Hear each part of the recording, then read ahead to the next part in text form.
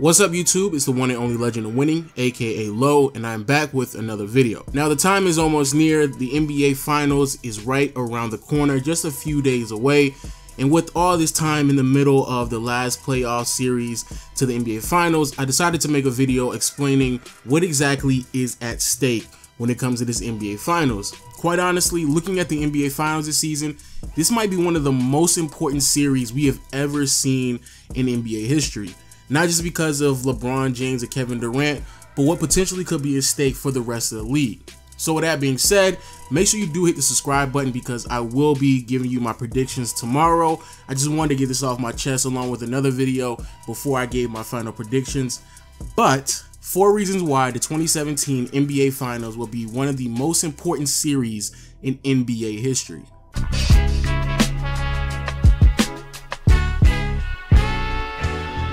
Looking at the league right now, there is one thing that I'm really concerned about, and that is the lack of parity in the league.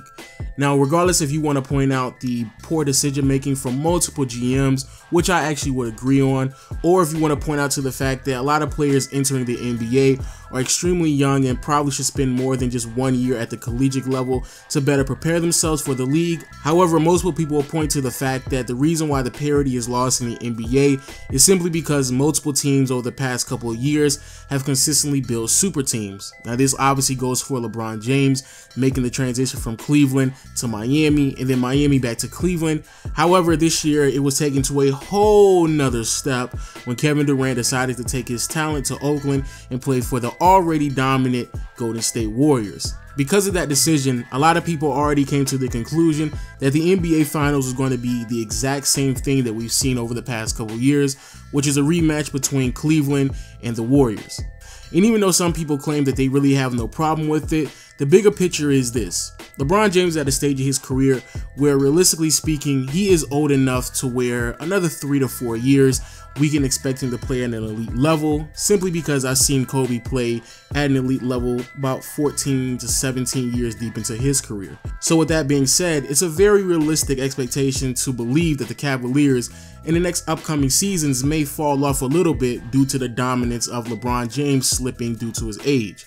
However, when it comes to the Golden State Warriors, it's a massive problem that the league will consistently have to face for the next 5+ seasons. A team that has Kevin Durant, Stephen Curry, Klay Thompson, Draymond Green, featuring stars that are not even 30 years old yet.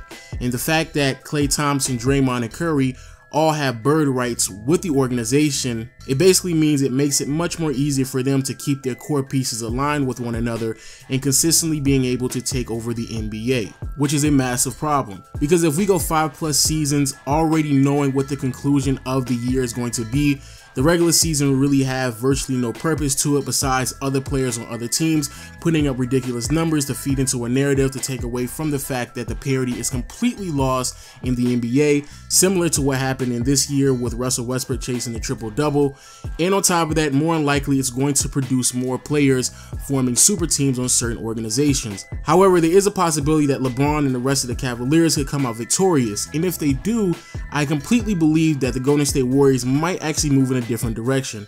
Regardless if that's trading Klay Thompson or moving forward without Kevin Durant, I do believe that the quote-unquote super duper team that they have in Oakland will no longer exist.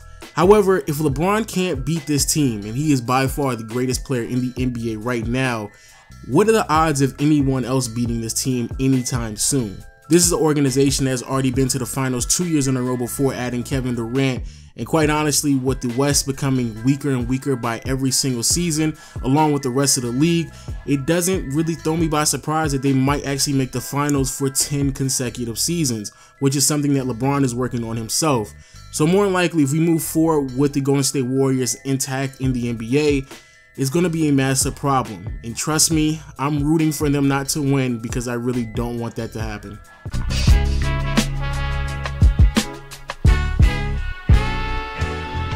The Golden State Warriors over the past couple of years have seen massive amount of success, and a lot of people can contribute that to their dominance behind the three-point line with Steph Curry and Klay Thompson. However, some people doubt, can you indeed win a championship by simply dominating from behind the three? Even though yes, the Golden State Warriors did win 2 years ago, that was with the beat up Cleveland Cavaliers team, and last year they proved that once the shots aren't falling, Quite honestly, the Warriors are in a bit of a rut, and the Cleveland Cavaliers, led by LeBron James, have shown a blueprint on how to beat the Golden State Warriors. Getting physical and finishing around the rim is a hallmark that multiple NBA teams have used throughout the history of the league, and that is something that the Golden State Warriors consistently struggle with, especially last year after Andrew Bogut went out. However, instead of going out there and getting another big to fortify their rim protection and make sure that LeBron doesn't just walk through the lane, they decided to double down on their three-point shooting ability and add Kevin Durant to the team, even though that's something that they're already great at. A lot of people still question this move.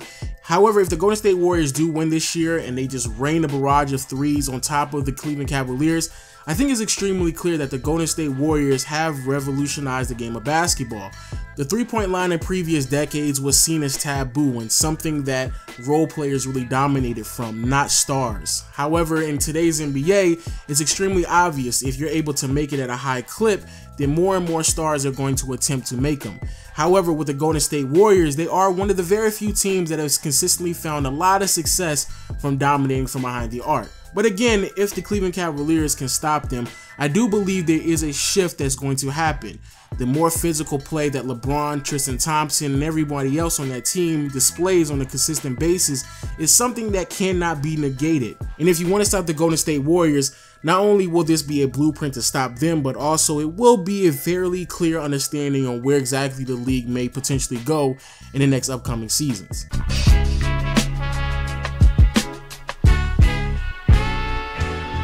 Now, before I start criticizing Kevin Durant, let's get something completely clear here.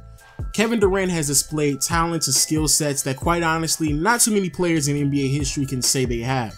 A 7-foot forward who can handle the ball, shoot the ball extremely well, finish around the lane, and when he wants to be, can play defense at an elite level.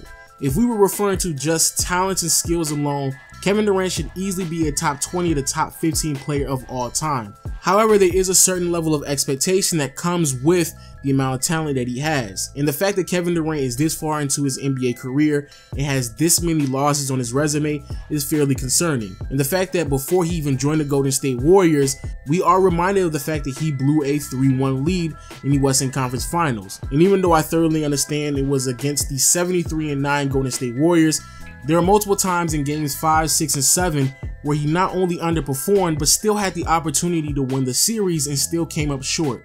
So when Kevin Durant made the decision to leave Russell Westbrook in OKC, who is arguably a top 3 to top 5 player in the league, you have to start to question if Kevin Durant is really one of the greatest players of all time. And if he doesn't win the championship this year, quite honestly, I think we have that answer. Kevin Durant has put himself in a situation to win a championship. So if Kevin Durant falls short this year in the NBA Finals, the hit on his legacy might be so deep that he won't be able to bounce back from it.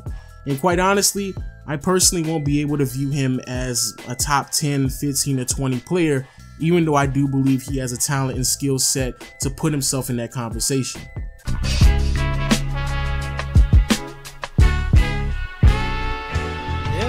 And finally, we have LeBron James. Now, I don't think I have to go into any type of explanation about where LeBron James is at in his legacy and his career right now. However, let's be extremely clear. Regardless of where you have LeBron James ranked in all-time greatness, with every basket that he scores, every rebound that he grabs, every assist that he facilitates, he becomes that much closer to eventually passing Michael Jordan.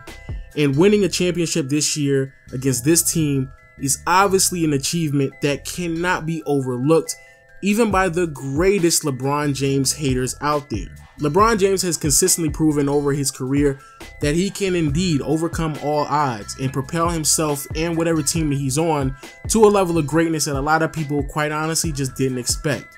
And as we go into these NBA Finals, a lot of people are expecting for the Cavaliers to lose to the Golden State Warriors. And because LeBron is going into an NBA Finals where he is yet again the underdog, it does provide us with a level of context that shows us how great of a player LeBron really is. So if LeBron James wins this championship, quite honestly, people, I don't know what argument anybody can have for LeBron on why he's not one of the greatest players of all time. And I'm not talking about top 15, top 10, I'm talking about top 5. I don't care who you are. If LeBron wins this championship, he immediately has to be put in, at the very least, a top 5 player of all time. However, if he does indeed lose, it will be extremely hard for anybody to make an explanation to why he is indeed the greatest player of all time. But regardless of where you are on this fence, LeBron James more than likely will go into the NBA Finals against a super team that is built specifically to beat him, and he will perform yet again. And when he does that, his legacy will go through the roof, regardless if he wins or loses. So with that being said, there you have it, people. 4 reasons why this will be one of the most important NBA Finals in NBA history. Please leave a comment in the comment section below on what you think about these finals. Like I said before, hit the subscribe button because tomorrow I will be giving you my predictions. And I'll see y'all later. Peace.